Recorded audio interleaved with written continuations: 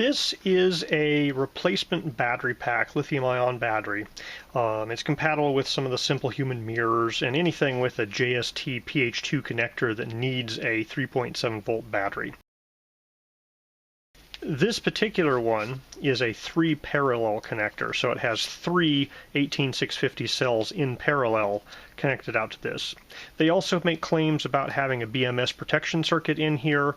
They say it's 6.6 amp hour, 6600 milliamp hour, so that basically means that each of these 18650 cells should be a 2200 milliamp hour, which seems reasonable. But we're going to take a look at the specifications here, test it, and make sure it lives up to its specifications. So first of all, it does look like a JST-2 connector, so that's good. Alright, so we have 3.86 volts on a surface charge there. And now we have to look inside. It says ANS 18650, 3.7 volts, 6600 milliamp hour, 24.42 watt hour, 2335. So let's take off some of this protective shrink wrap here.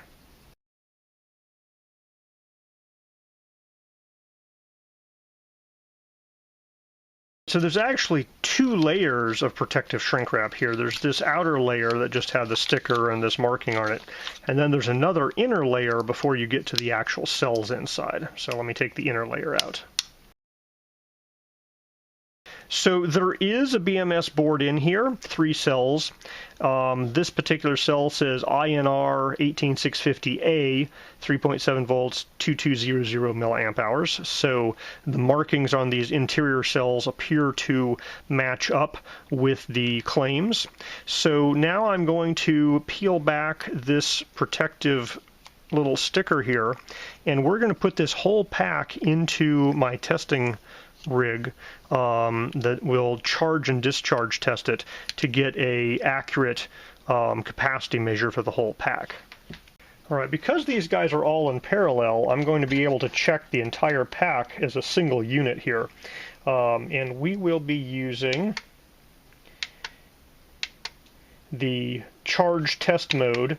And because this is 3 in parallel, I'm going to go to the full 2 amp level here. So it's going to discharge and charge it, and it'll tell us what the capacity is when it's done with that procedure. This guy did a charge and discharge test overnight. It's full, and it says its capacity here is 6,558 milliamp hours. So the rated capacity is 6.6, and it's getting 6.5.5. So that is very close to the rated capacity. So essentially, I can tell you that this battery here is meeting all of the specifications that it claims.